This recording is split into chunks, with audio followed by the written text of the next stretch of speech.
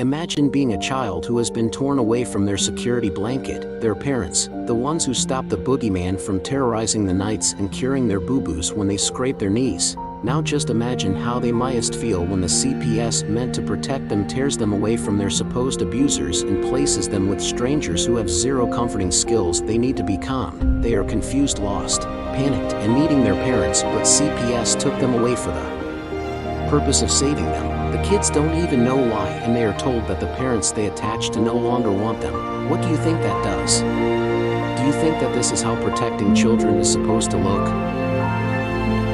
Abolish CPS.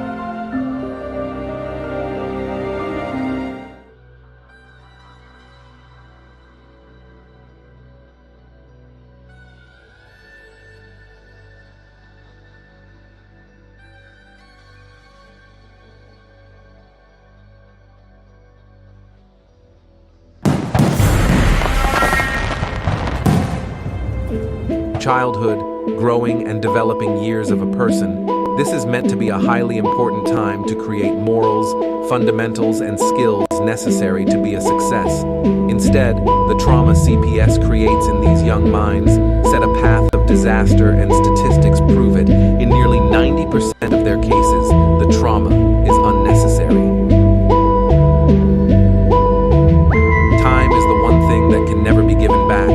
CPS takes away moments in life that can't be replaced. The time just keeps going, doesn't mean a thing anymore. They left as children, and it's up to them when they come home if they know who you are. Each second away is time you will never get back and keep getting old. Studies are leading towards incarceration. Now comes the honorable judge in the halls of justice, where the Constitution will hold strong, and your rights to life, liberty, and pursuit of happiness will trample CPS for all they have done to your child.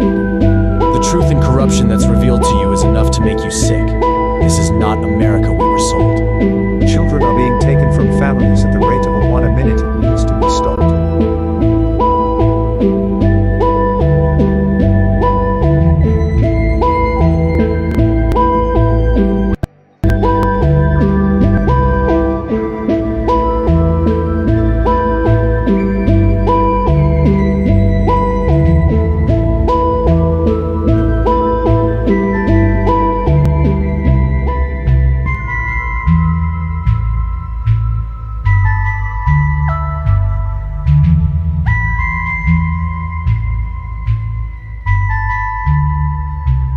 It's time to wake up and abolish CPS.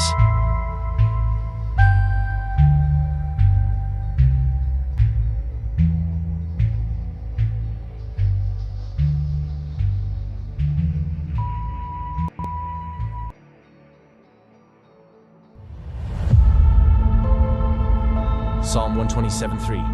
Children are a heritage from the Lord, offspring a reward from Him. This suggests children are a precious gift from God to be valued and cared for.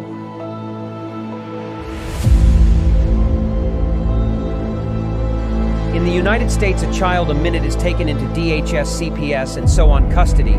The reality is their picks are already selected, you just don't know it. Being perfect no longer matters. It's what the adopting families are looking for.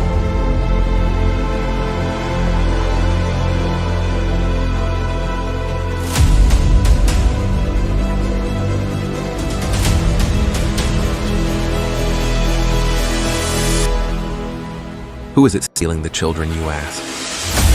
From caseworker to the White House, the buck stops at all levels, just not where it is supposed to be. The services your family needs, we the people have paid for to ensure your reunification. Title 4 says, reunify at all costs. United, we stand means nothing to us when it comes to family values.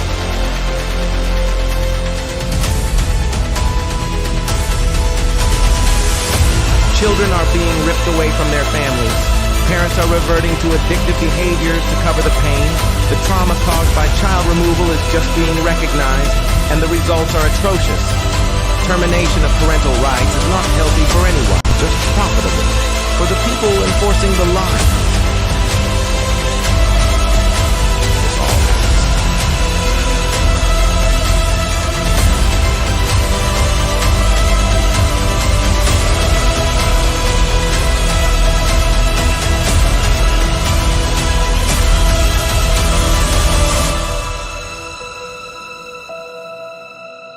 It's time Washington listens to the cries of our children, the wails of their mothers, and the rage growing in the fathers. These are our children. Keep your damn hands off them. We are coming to act on the behalf of the children God gave us to protect, and you kidnapped.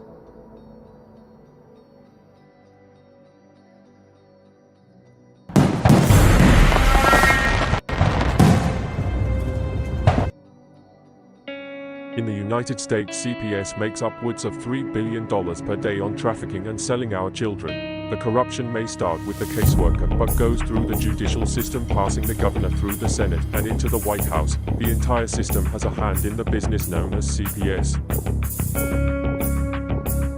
Our children are stolen every minute of a 24-hour day. They are being robbed of their innocence, their trust, their happiness. As parents, we are isolated and betrayed by a government we trust. States are balancing budgets on kids' lives. Only 12% of the kids taken will be reunified. Title IV funding is being riveted with fraud.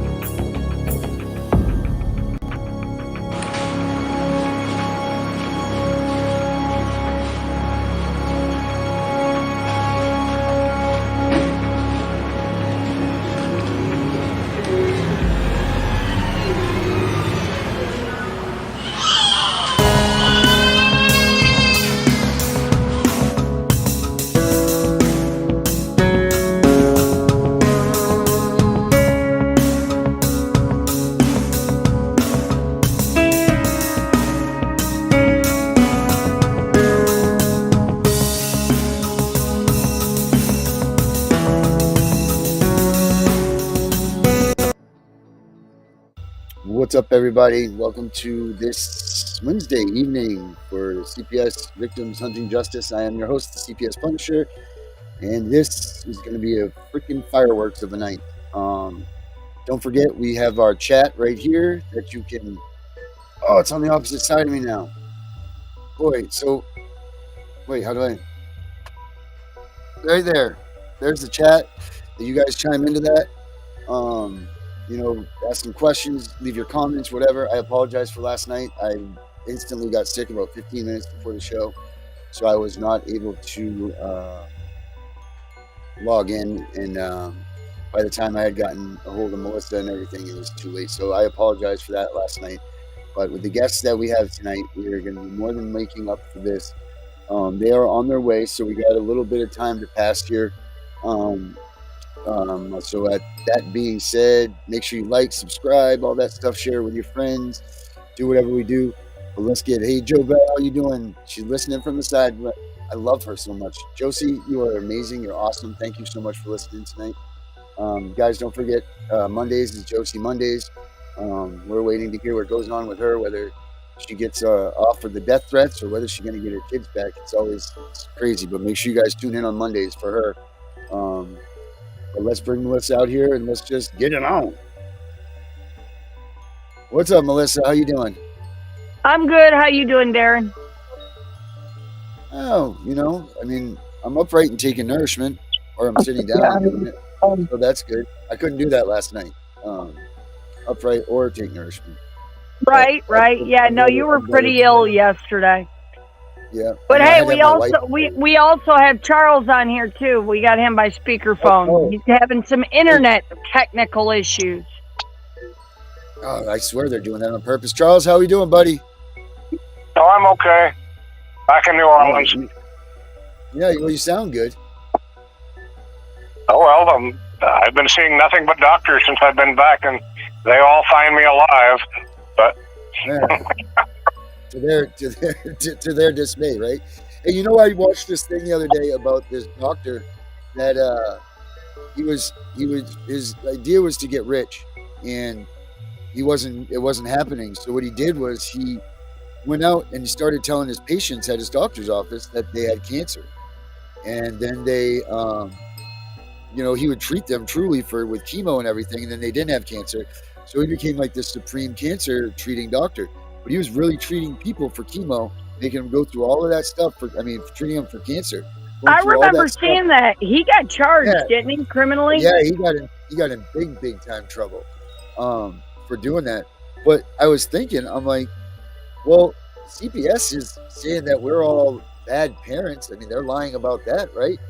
So how can we transition a lie from what they say to make that work like in the medical malpractice where they said one thing and they didn't, and it doesn't mean another? You know, like they said, this guy said they had cancer. They didn't. Now he had fraud. They have fraud. We have all of these things. How can we transition those two pieces maybe to make it work for us? Thoughts?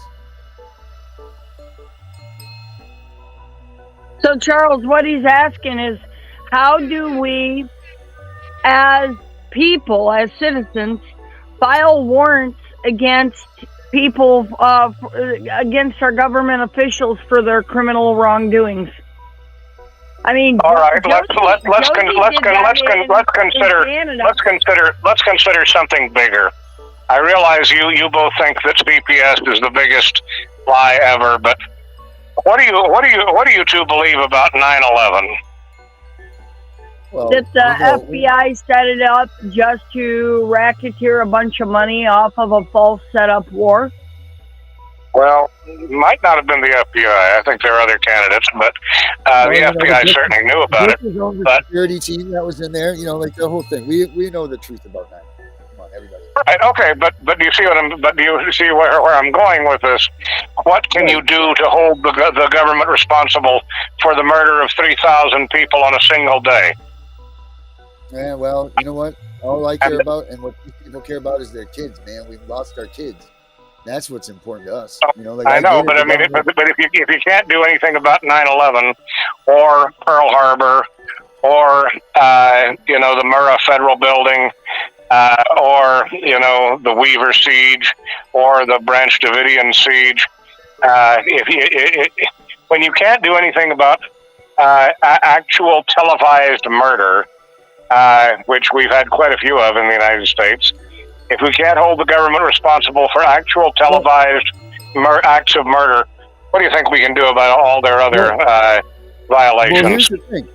You know what? I don't remember if this was on the show or if I was talking with somebody about this. But we were talking. You know when this really took place, right? This was when. Oh yeah, we were talking about it at the Advocates thing. So when did this really start to ramp up that it was okay for them to take our kids? Do you remember? And hello, Brenda. How are you tonight, sweetie? Do you remember? Let me tell you when this happened, because you want to talk about government conspiracy.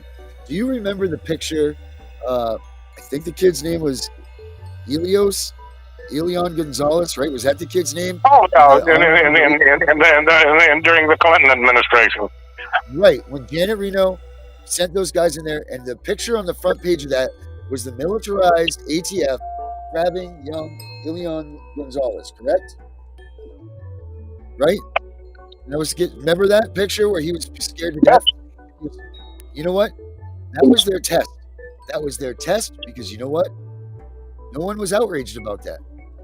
No one cared about a little kid getting grabbed and taken out by an ATF agent. That was their test phase to see if the United States... little kids being burned alive in Waco in April 1993. Yeah. Well, nobody ever cared about that either. That's Janet Reno again, you know?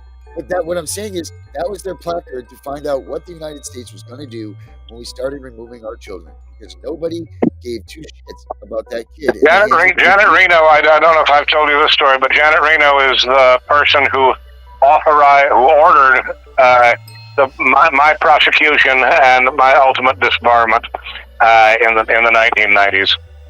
She was a great lady, I tell you. Oh, here's Herbert. Herbert, how we doing, buddy?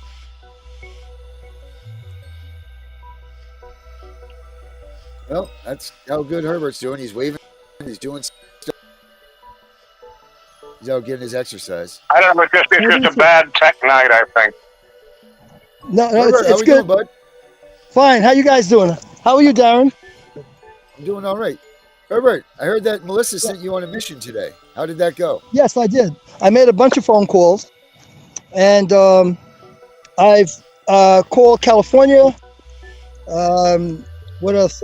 Utah, Missouri, Kansas City, Missouri, and another state. I have to look at my paper because I'm outside right now. But one of the things I've come up with, and Melissa confirmed that too, and that is that things are very different. For example, California will send out DPS. One second. Hey, Rick, have a nice day. Okay. So they'll send out DPS when they do a check, wellness check, but they'll have a officer go along if they feel there could be a confrontation. Okay. They don't just send out an officer with the personnel. If the personnel feels they've already had history with the parents and they feel there could be a confrontation, then they'll have a police officer stand by. On the other hand, Missouri will just send a police officer out. So I said to Missouri, well, don't you want DPS or CPS or somebody to be along with the police officer? They said no. CPS or DPS calls them on the phone and says, we want you to do a wellness check at a certain address. And then the police will go out and do that. No kidding. So And then I talked to Melissa, and she told me that's the same thing they do in Texas. Oh, really? Texas does that too? Well, Texas now has control of the calls, right? Like, doesn't Texas now have to answer every anonymous? All CPS calls in Texas have to go through the 911 system, not through CPS. Yeah. And it is handled by the police department, and only if they deem it's an ongoing issue does it get turned over to CPS. Yeah. Wow. Hey, guys, LT, so that must be Lieutenant Larry B. is in urgent need in North Carolina. What do we need, Larry? Let us know, man. What can we do? What do we need help with? Let's see what he's got. So that's what you got, Herbert, is that so every state is different in how they send the police out. Of the states that I've contacted, I still have a list of more states to contact. I'm not going to call Texas because Melissa. Yeah, we already know what their policy is. Right. So I'm calling other states. Next, I'll be hitting up like New Mexico, Arkansas, maybe Georgia, Mississippi, North Dakota, South Dakota. I got to hit Oregon, Washington State, and I'll be interested to see what Alaska has to say. I was just going to say that. Let's talk about Alaska, right? Like, Alaska's got to be crazy. That's where our friends, the Warriors are, Wicked Warriors are up there. That's handy, man. That's good stuff, because Alaska needs a lot of help, too. Yes. Because Alaska only has how many police, right? They don't have very many. All right, so Brenda's saying don't forget Florida. No. Florida is included. Florida, like Georgia and Florida, to me is like the same state. So, like, I would call Florida, I would call Georgia, I would hit up South Carolina, North Carolina, Virginia, Delaware, Maryland. I'll even hit Pennsylvania. I would even hit Pennsylvania just to hit Pennsylvania. New York, out there too. New York, Connecticut, Massachusetts. Even though you're in your state, you know your state, I would just hit them up anyway. Yeah. You know what? But one thing I think, I'm not gonna lie, I was waiting for you to go, yeah, like Howard Dean did that time when he's like, I'm going to Kansas City, to Georgia, to Arkansas, to this, to that. Hurrah! That's what I thought you were just gonna do, Herbert. I'm gonna be honest. Oh, you thought I was gonna do what? Remember the Howard Dean when he lost his career? They said when he went, I'm going to Utah and to Cancun and blah blah blah blah blah. And he was like, yeah. Oh. That's what I thought you were gonna do when you listed those places up. Oh, so hey, Darren, I'm being asked a direct question by, well, almost half of our viewing audience. Yeah, the meeting yesterday morning with the director of DHR, I took in my proof, I stated my facts, I proved my case. And then I sent her a lengthy email saying that the department has violated my rights to reunification, my rights to visitation, and it's a constitutional violation that we could tie up in court for the next 3 years, but we should all just get along for the best interest of the child. And they agreed to work with me. That's fucking amazing. That's And not even then good. That's great. today I was getting how to get rid of child support advice from the department's attorney. So that was even better yet. That's freaking great. So what do you think? I mean, you know you're optimistic, but I mean, you don't want to be too, what are your thoughts? Where do you think you're going to go with this new information? Within the next 2 weeks, we're going to hold a new ISP meeting. And in that meeting, we will have some more exact answers. But I do think that they're going to change the goal from limbo to reunification. That would be freaking great. And I just filed subpoenas today against the GAL and the department. I mean, it's the GAL's motion that we're hearing. So I would think that she would be there, but we filed subpoenas against everyone. Is this going to be done in court? Yeah, actually, Herbert, you're getting feedback again. But,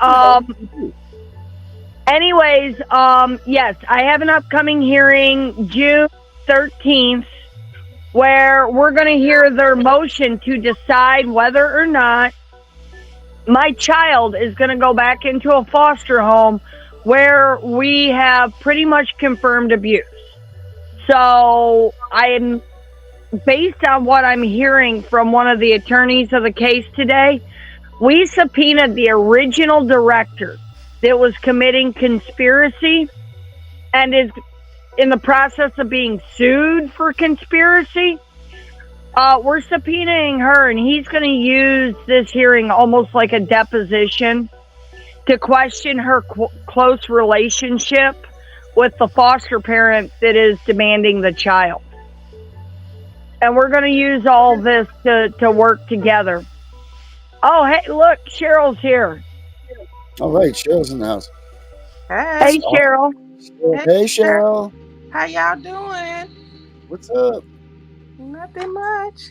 You We been busy today, was huh? discussing me handing the department their rear end in a meeting. They need it. They sure do. Yeah, and you haven't heard yet about the fact that that I got 20 minutes of legal advice from the department's attorney on how to beat department child support.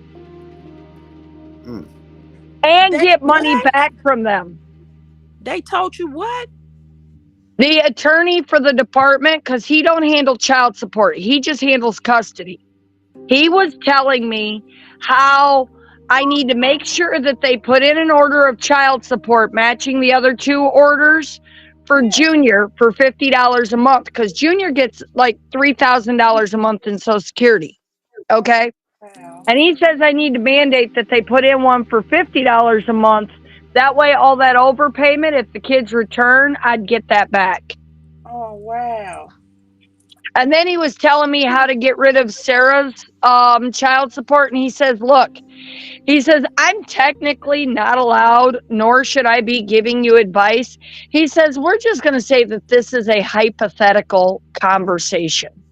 Okay. That's good. And then he turned around and he says, well, since you're getting along with Jennifer, the director, why don't you have her write something? Because, you know, she's the director of child support, too. Oh, wow.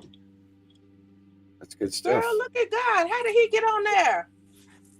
You put Dude, that on there? Hey, wait a minute. I just barged in his office and said, hey, you screwed up your order, and now they're charging me an extra 2 months. Can we discuss this? He called me right in his office, and we sat down and we just started bullshitting. You been paying child support? Hell no, I ain't paying that shit. That's what I'm saying. Anybody? Hey, if this is what I was talking about with, I feel old doing this, but this is what I'm just going to give you a little. But you are old, Darren. I know I am old. I'm the oldest one here. No, you're let not. me show you. Maybe. Maybe. Wait a minute. Hold on. Charles and Herbert, I think, have us a little beat, Darren. You're right. All right, this is what I was just talking about. You're older than us. Oh, all right. Not only are we going to New Hampshire, we're going to South Carolina and Oklahoma and Arizona. We're going to California and Texas and New York. And then we're going to Washington, D.C. to take back the White House. How to lose. That's what I thought Herbert was just doing when he was saying is all the states going through there. So that's what I was mentioning. Why didn't Just they FYI. get that guy? Hey, why didn't they get that guy for, rioting at the Capitol? If Yeah, Trump right? would have I said agree. that, man, he'd be in jail. Yep. So listen, do you see this stuff up here from Lieutenant Larry B? He's got serious problems here. This might be a Cheryl problem. All right. Well, she just happens to be here. Yeah. Let me start this from the beginning then. So Lieutenant Larry B has a urgency need in, what was it, North Carolina? Yeah. And he said, if anyone has legal references in Western North Carolina, please contact me via DM. I'm moving away from this forum now so that I can continue to scour social media for reference. So let's see what he was saying. He was saying, in yesterday's court hearing, the GAL attorney petitioned the court on behalf of the hostage holder for immediate guardianship. The judge had taken it into consideration and will rule by NLT Friday, so that must be no later then. He said, our family law attorney is apparently a member of this corruption cabal and is refusing to file this exculpatory evidence. We need a legal reference as soon as possible to bypass this POS attorney. It needs this done tomorrow or midday Friday at the latest. The new medical opinion can be the difference in my granddaughter coming home soon or the judge granting guardianship to the current hostage holder. If the petition is granted, we may not see. So He might be saying he may not ever see her again. right. So we need to Hey, Cheryl, you guys have any groups over in the Western North Carolina? Yeah, it's a North Carolina chapter. See, when you're looking for this, all you have to do is go to nationalactionnetwork.net, and when you pull up find chapter, and it'll tell you where every chapter is in the United States. So and then .net, and then go over to find chapter, and then you just go down and search for whatever chapter you're looking for. It'll tell you the president, the numbers, all of that. Is there a way that you can maybe make a phone call for him to put this on the hot seat? Yep. I just go in there and find out. Let me see. Let's see. I gotta do it on my computer. Oh yeah, right here. Here we go. So I'm gonna do this here. That, Let's check it out. Darren, why don't you send him a DM and throw my number up to him? I'll see what I can do to help. All right. UTAB. I may even drag my partner in crime with me. Yeah. And the bad thing is I say it and everyone starts giggling. I got a lot of partners in crime. She does too, and if you think she's lying, she can prove every bit of it. What kind of crime are we talking about here? Uh-oh. Who's that? Hey, so this is your website right here. This is the National Action website right here. My son has not seen his daughters in 2 years due to medical kidnapping and accusations. All right, Lieutenant Larry B., send me an email at abolishcps.com@gmail.com. I can get you the links to all of these people. Yeah, that, and if you want, throw my, here, hold on, I'll type my number in. I have a list with everybody's things that I can just forward. So I'll just throw that. Yeah, throw my number up there. I don't care if everyone harangues me. Yeah, you say that now. Wait till more Hey, and more people my phone commonly rings at 3 o'clock in the morning. There you go. That's Melissa's number right up there on the screen, 251-727-0402. This is the National Action Network website right here that Cheryl was just talking about. So you just go in there and plug your plug your information in, and it will get you to where you need to be. So that's nationalaction.network.net. Oh shit, lost signal. Oh Lord. So that's what's going on there. Cheryl, what else you got what else do you need what else you got going and brewing here?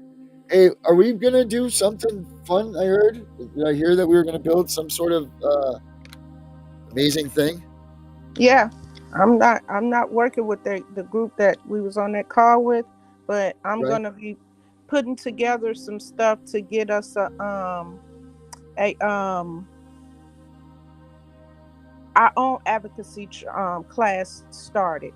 But I want to do it with parents, people that have lost their children as fighting with the system now, and I even want to do it with parents that have just have children that's in the school system anywhere, and to let them know what their rights are, because once they learn what their rights are and know what they can't do, they can't wait till they 2 years into this DCS stuff. They can't wait till they have to, as soon as it happened, you have to start contacting people, because once you put that pressure, apply that pressure on them, they're gonna release and let go. But if they already in there and it's 2 years on down the line and all of that, and then they feel that nobody's coming, and the first thing they want to know is, do you have family? Do you have somebody that could come and get them? And if you say no, then they know they got you. They could do it. If the dad's not around and the mom by themselves, they know that they can get you. And that's how they come and attack. But if you show a strong community and people all around you, they're not gonna do anything. They're gonna take their hands off your kid and give them back and leave them alone. And we found that out several times. And so that's what I want people to know. I need people to understand when this happens, you got to open up your mouth. You can't fight them by yourself, period. No. And you have to stop talking. When you start talking, you telling on yourself, because you don't understand. They use trickery to get you. They make you think that they finna work with you and help you, and they don't. And they're not your friend. They have all this money to give to foster families, and have all this money to give to sitters and all that kind of stuff. Give that money to the family. If it's a problem or issue in there, let's give that money to them and help them. If they have substance abuse, if they have anything, let's go in there and help them. Stop taking their kids away. So these are the things that we're going to teach the community. We got to teach the people. And once we teach the people and give them the power that they need, and then they're going to be a force to be reckoned with. But we have to educate. We have to. Educate. That's it. That's what I've been saying the past 2 years is educate. Educate. And the stigma of the people that are involved in the CPS things, and then, move forward. Once we can kill the stigma, which we're working on like now it's not becoming, as bad as it was 2 years ago when it was like, oh, CPS. Like I was one of those people. If you told me that you lost your kid to CPS 2-3 years ago, I would have put my nose up and I would have walked away. I'm ashamed to say that, but it's the truth. I didn't think that CPS, I thought that they were, America, red, white, and blue, here to help us and all that. That's not the case. But now, like the stigma is getting crushed, because we know that these are lies, that people they're literally kidnapping our children. But they've been doing it. They've been doing it for so long, but it's been so quiet and no one knew about it. And now people, it's starting to affect everybody. So now people are speaking up, and to do a virtual and an in-person in every state. Everybody is touching everybody. So everybody has to join forces. There should never, ever be a state where there's not more than 100 people that's involved with these type of cases. In every state. Cheryl, I have a question for you. Are you also putting a program together for to-be parents? I mean, the young lady, she's not even pregnant yet, and to-be parents. Yeah. Oh, we're here. I was speaking. Can you hear me, Cheryl? I can hear you. Okay, so what I was saying is, are you going to put a program together for parents to be, so they understand what CPS is, what it's about, what to do, what not to do?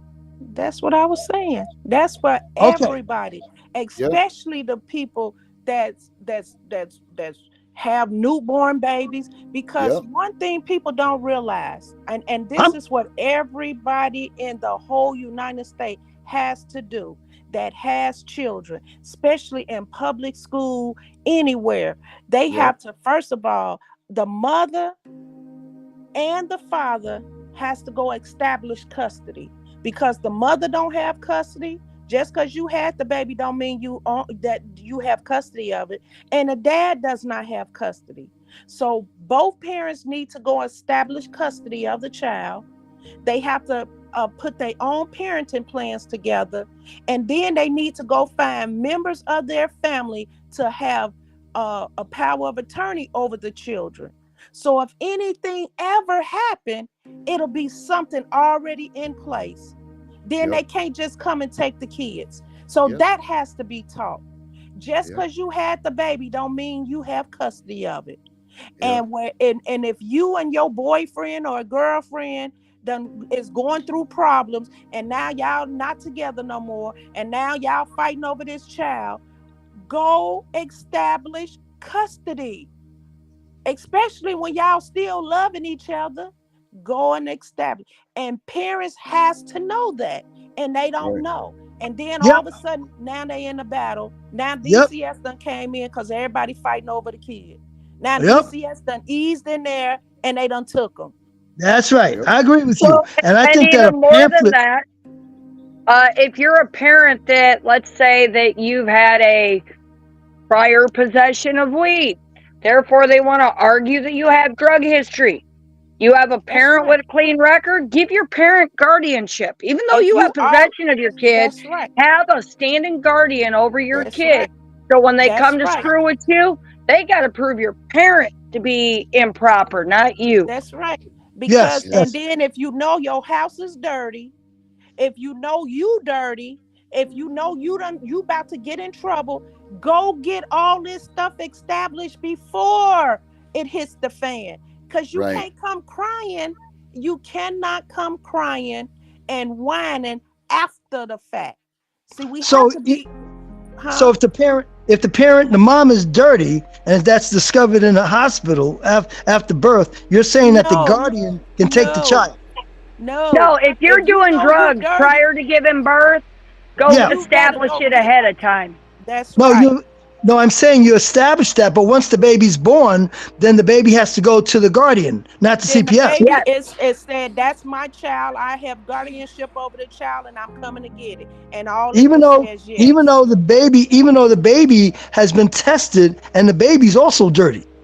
But here's the thing: they're going to attack the parent. Right? It has nothing to do with the guardian. But then that means that parent cannot be around that child. Yes. But the mother, as long as the mother or whoever has guardianship over it, they have to give that child to them. No, the mother can't be around the child because the mother's dirty. But there's a guardian that can be around the child. Am I correct? That's right. Yep.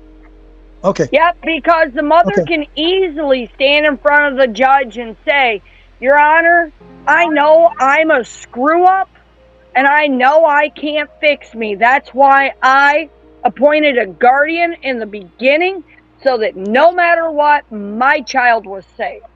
Listen, and they always says that wherever the parents said they want their child to go, they have to give it to them. My kid that I have right now, the mother said, can you give my children to my next door neighbor? And because she asked them to give her children to me, they considered me kinship. And they brought the children to me, and that they was 1 and 6, and now they're 17 and 11. And hey, Cheryl, don't you mean 25 and 11? But listen, let me tell you what they also do. When they trying to close a case and they want to hurry up and get this out their hand, and then they'll start threatening you. Well, if you don't take them, then we're going to send them to the foster care. And if you need money to take care of them, because we don't have money to go with them, and if we have to pay you, then the judge will see that you can't take care of them, and then they're going to put them. I don't care what you say, because these children will never go anyplace else. So you can get out my face with that conversation. And here's my list of stuff that I need, and I need a check to go with it. And you know what they did? They took care of all of that, because they only do people when they expect that they don't understand and don't know, them the ones they go after. But when you know what your rights are and you know what they have to do, then they do what they have to do and hurry up and close the case and get away. When they close that case, I've never seen them people ever again. Well, I came up with an idea. What's that? In terms of this, and that is, if a pamphlet is established and placed in OBGYN, pediatrics, family doctor's office, and dispensaries. Nope. Because they won't let you do it. I beg your pardon? They won't let you do it. Have you tried? No, you don't have to try it. They won't let you come into a facility like that and leave those kind of pamphlets, because then they're saying that if it's any open case, or if it's any case that's in that comes into their clinics or anything, and then you're trying to hinder what the state is already trying to do.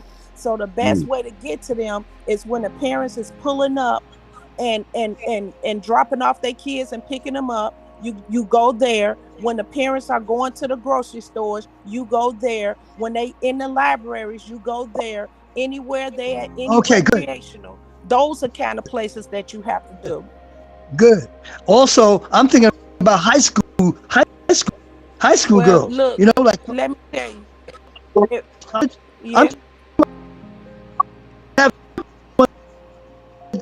Yeah, that's right.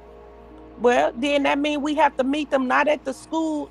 We can meet them outside the schoolyards. We can meet them and tell them about it. But then if they in high school and they don't have children, then we enticing them to have kids. So that's not going to be good either. Because only place we can get them is if they go into the Planned Parenthood. Then we can meet them there. But we can't go to the high school and give them those kind of pamphlets. We can't do that. And then the best way to get that is we have a workshop, and we want to talk to the girls about hygienes and all of that stuff. And then these are the conversations we can have with them. And then even with the young boys. And honestly, a good way to recruit the younger people to teach them is when you're doing something like this, you need to hand out a bunch of flyers. Okay, you hop on Facebook, you hop on whatever, or you call it out to the school and say, hey, I want to hire a couple high school kids for a couple hours just to pass around a couple door-to-door flyers. Negative. And that way they learn about it and they tell their friends. No, ma'am, you can't do that either. Yeah, really? It's not like the olden days. It's not like the olden days anymore. You can't go door to door anymore.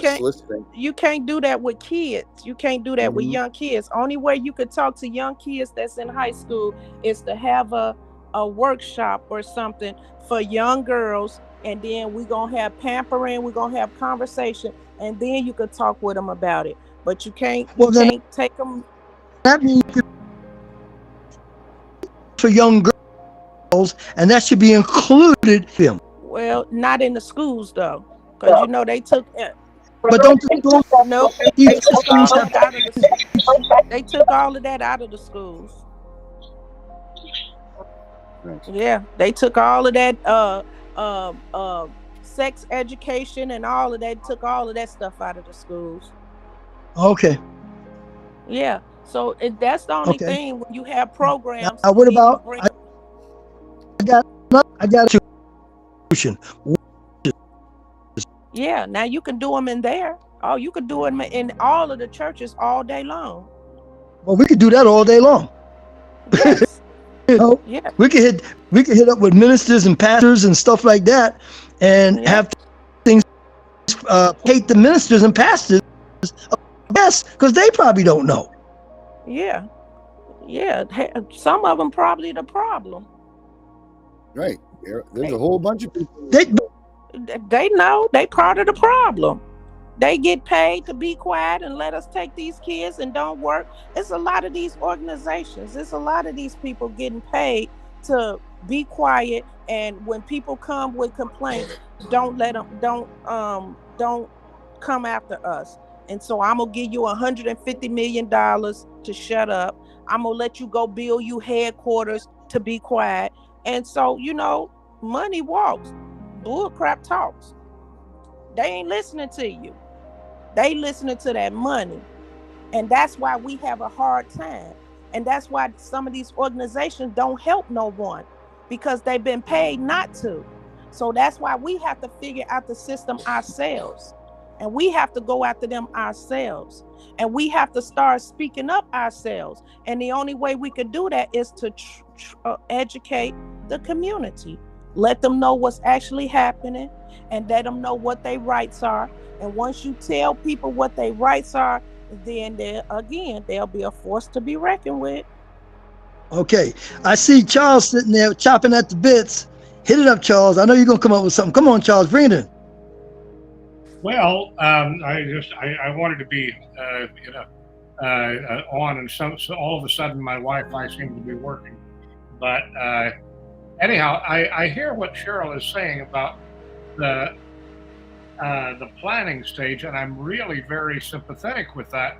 I just want to point out that I think that there are some serious problems with it. Can you hear me? Oh, yeah, you're good. Perfect. Keep going. Okay, well, but I still, I'm here, and I'm still not seeing myself. It says I'm backstage. We see you, Charles, and you look good. We see you. We're on stage. Push the button that has the button that has people. See the two people? Push that, and you'll see yourself. He said, "You look good, Charles. You look good." That's weird. Okay. I can't. You gotta. You're wearing a green plaid. You're wearing a green plaid shirt, Charles. Okay, well, you can see me, all right. And I'm sitting in front of my fireplace. Anyhow, Cheryl, have you thought about the comparison between what you're suggesting and prenuptial agreements? Because it's very much, basically what you're saying is very much like a prenuptial agreement. And every state that I'm familiar with prohibits any disposition of the children being included in a prenuptial agreement. And you basically cannot, under most states, and I'm familiar with California, Florida, New York, Texas, Illinois, so I'm not familiar with every state in the union on this point, but every state that I am familiar with, you cannot make agreements in advance concerning the care and custody of children. Part of the explanation for that is that is treating children like chattel. We know that that CPS actually does treat children like chattels, which is to say, like slaves, and it's an ethical and moral problem. But back in the old days, back in the old pre-welfare days, prenuptial agreements were not prenuptial agreements; they were called marital agreements, and an agreement for marriage could include a disposition of the children.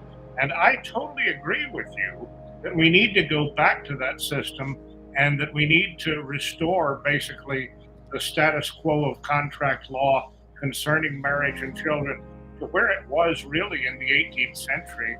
Because in the 18th century and before, even going back to Roman and Greek times, you could do exactly what you're saying. You could provide for parents or guardians of children in case the marriage didn't work out.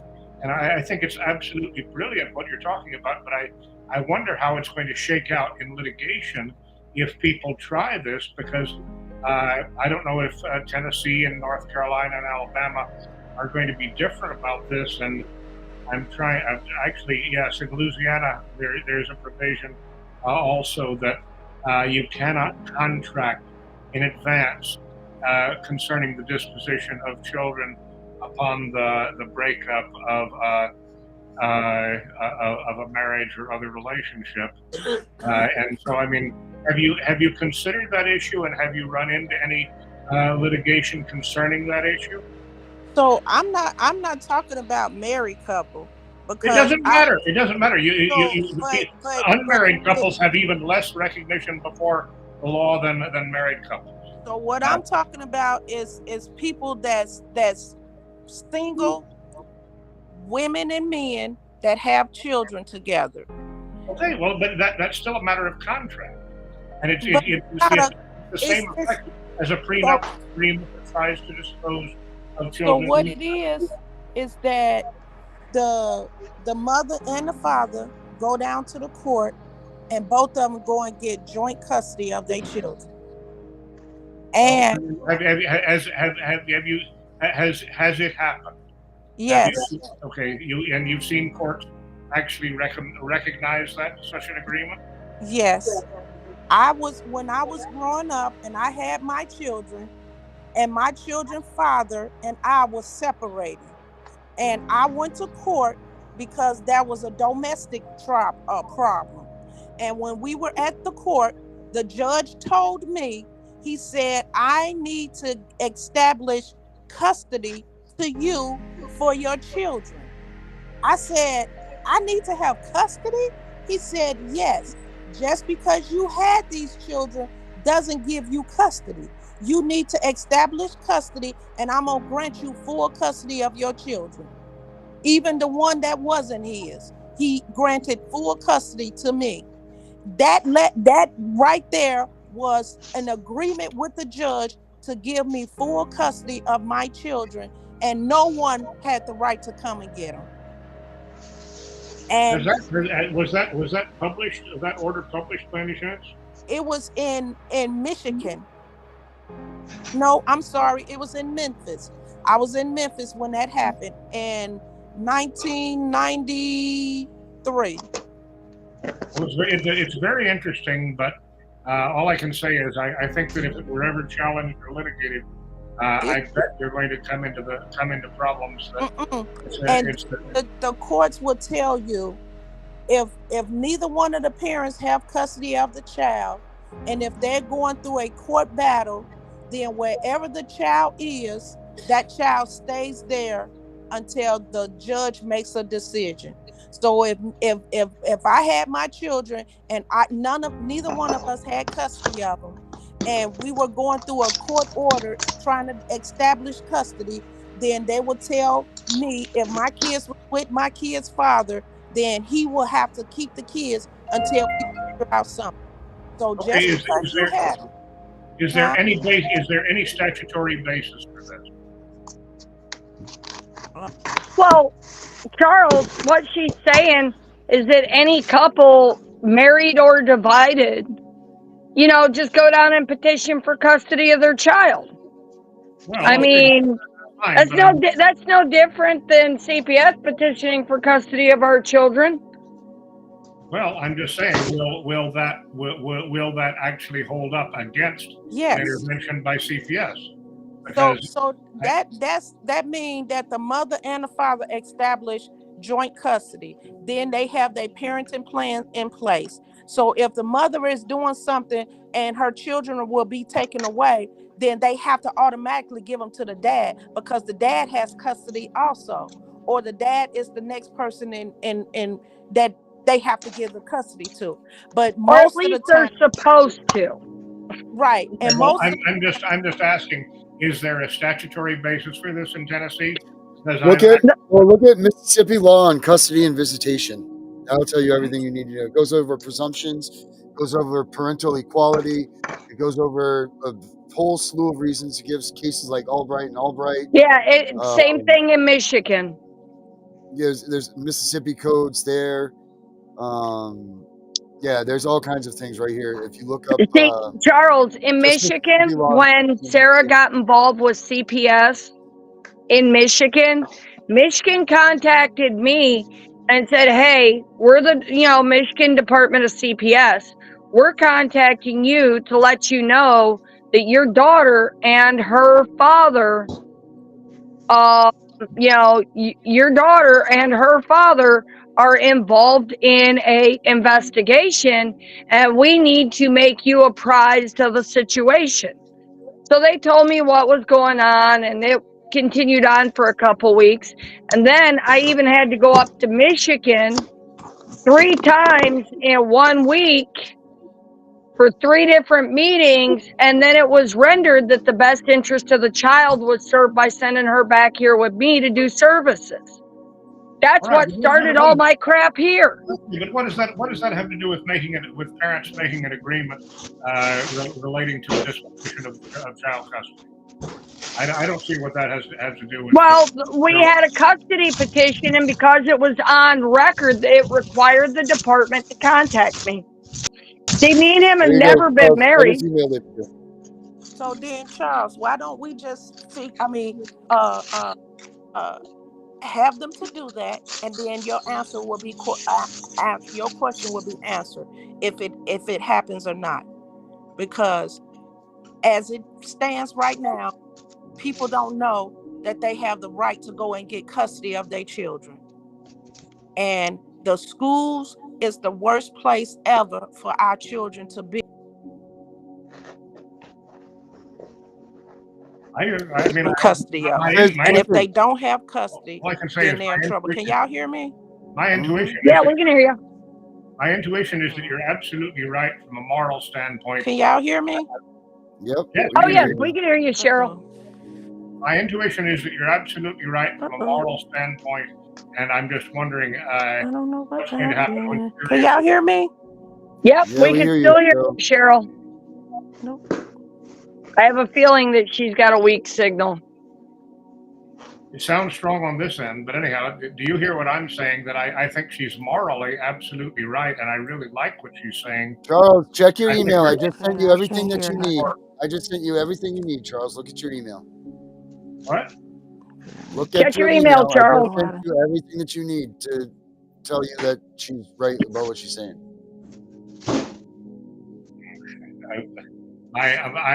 I'm talking to you online, and it says, and it's giving me the message that I have no internet connection. How do you like that? Yeah, they do that stuff. So I don't. You back with us, Cheryl? Yeah, I'm back. I had a call come in, and I have not gotten anything from you, Darren. If you sent me anything, so no, you didn't come through. So it I might take a minute. He's running on limited signal. Yeah. It's very bizarre. I'm amazed that I'm able to be on here and that you all are able to see me, because I'm getting I still have this message on my screen that says no internet connection. So maybe the NSA is helping us along here. I'm not sure. Mm-hmm. The NSA wants this conversation to take place. I believe that is referred to as entrapment. I think that I think they want more evidence against me. Yeah. All right, Carol, you want to finish what you were saying? I just said, let's protect these children the best way we can. And getting custody and getting these kids protected is the best way we can. And we got to educate our parents and educate our community. And let's fight. You're not saying anything because I can't hear her. Huh? What'd he say? Nothing. That he couldn't hear you. Charles, Cheryl says protect the children at all costs. Educate everyone. I'm in favor. I say she's morally right. She's morally absolutely right, and I totally agree with her. I mean, does CPS always pay attention to what we say? Heck no. But you know what? If we don't make that fight, parents will never know. Parents will never fight. And if putting the word out saves one child, it was all worth it. I had a case with a young lady, and they were saying that she was mentally. And morally sounds good, but I'd rather have a systemic change that would save lots of children. And so I say let's consider the politics of what it would take to go back to a non-regulated family system where all parents and Oh guess shit, you lost signal. I guess they didn't want to hear it. Well, I have something to say. Since I've been with you guys, I've learned two things. I learned we're trying to get our children back from CPS. And the other thing is, the second part is we're trying to prevent and educate people from being a target of CPS. So we got two things going together simultaneously. That's right. And I'm riding on the tail link I'm riding on the tail of how to prevent these kids that don't even have kids yet understanding what CPS is to avoid them from going into the system. Right. Once they turn 18, then you can teach them anything you want to teach them. But long if they under 18, you can't go into the schools or you can't go into the doctors. No. But I'll go with the under 18. I'm talking about the ones that are in the 20s. Wait a minute. They can't go into the schools. They can't go in under these sex ed programs or any of that stuff. And they're not those programs are gone. Those programs are over. They stopped those programs. Yeah, those are gone. Yeah, now they've made it illegal, or they're pushing to make it a sex crime for even our libraries to have books in it that show sexual content. It's a new bill that they're trying to pass. No. National Geographic? Yep, no, they're making National Geographic's a sex crime. My God, what is this country coming to? That is felony failure to protect a minor from obscenity. That is punishable, no joke, by up to 35 years in prison. And that requires a lifetime sex offender registration. If your kid gets a hold of a pornographic magazine, that is a crime that will haunt you for the rest of your life.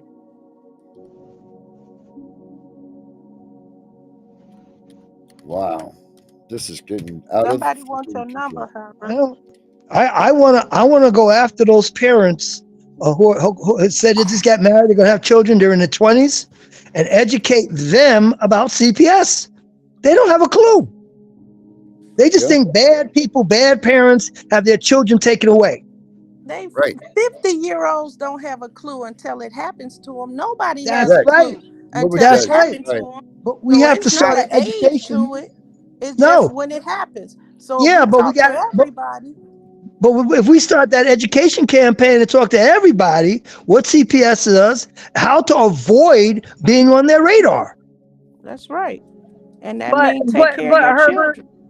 it's more than just being on their radar, because most people aren't on their radar. You know, the department runs low on children to make money off of. They go hunting. It ain't about radar. It's about your, do you post a lot of family pictures on your Facebook? They'll see a picture of your kid. Now they know that your kids, what school they're going to, they find your kid. They go and question your kid. Okay, and the school allows it.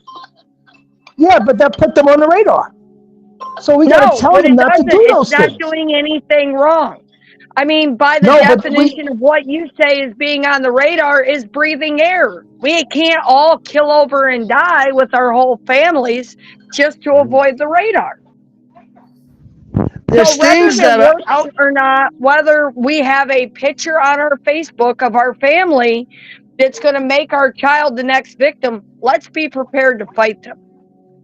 Well, listen, and if you have children that are taken or they're fighting CPS, make sure you get our T-shirt right here, the one that says "Property of my mom and dad."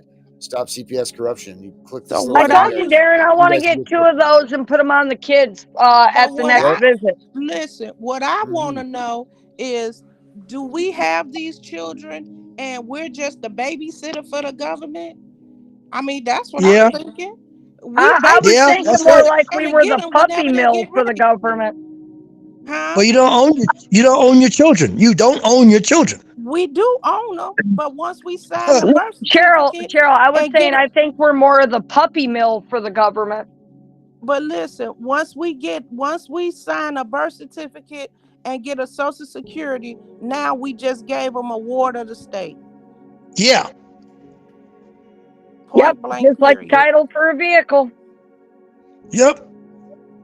But And you just know, like a mortgage. now they have made it illegal to have your kids at home without, medical supervision. So it's not like you can go use a nanny like people used to, a maid to help birth your child and stuff. They've moved to make that illegal. Oh, you talking about midwives? Yeah. They what? They've made midwives pretty much illegal. They call it medical neglect. So you can't even home birth your kids anymore because the failure to register your child as a live birth or kiss their ass the second they want it done, they deemed it a different type of harm. It's medical neglect. Well, this is the true reason is this right here, guys. This is why they do what they do. And it's right here. Let me show you all. And as much as people don't want to believe that this is true, this is it right here. I'm sure Charles will agree to disagree, but maybe not. He'll say if I'm right, but it's parents patriae. Patriae. That's it. That's what gives them their right to come in and steal our children. What is that? It's the Charles, doctrine for the voice of protecting the voiceless. Gives our, Can't barely see it. you guys don't know about parents patriae? Can you read it? Because I can barely see it. Parent of one's country. Law refers to the public policy power of the state to intervene against an abusive or negligent parent, legal guardian, or informal caretaker, and to act as the parent of any child, individual, or animal who is in need of protection. For example, some children, incapacitated individuals, and disabled individuals lack parents who are able and willing to render adequate care, thus requiring state intervention. In U.S. litigation, parents patriae can be invoked by the state to create its standing to sue. The state declares itself to be suing on behalf of its people.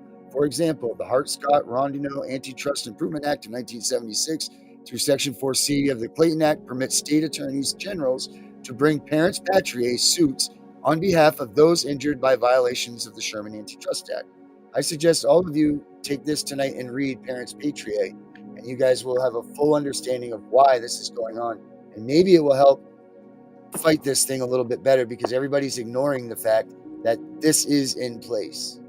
And this is the reason why all of this is happening.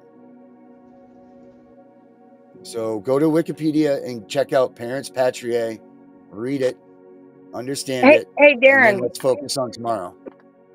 Don't you remember in my original motion to dismiss, I put in there how the department violated that act? Every part of that doctrine, how they violated it? Mm-hmm. I sure do. But that's it. That's the reason that this is all going down right there. That one document. Or there's many parts of it, but that's it. That's it. Parents Patriot. All right, guys. We're way over. Herbert, last words, bud. Yep. Okay, well, remember, if CPS comes to your door with the police and they don't have something signed by the court, the judge, or whatever, don't let them in. And don't be intimidated by Herbert standing by your door.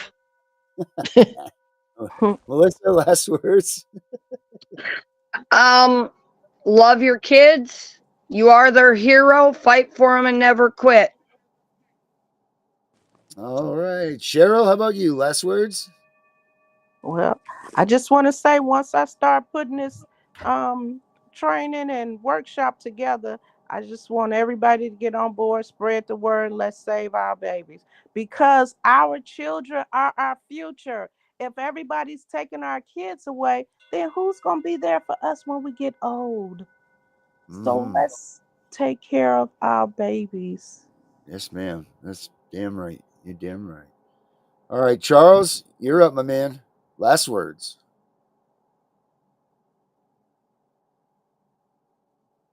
Oh, no, we can't hear him.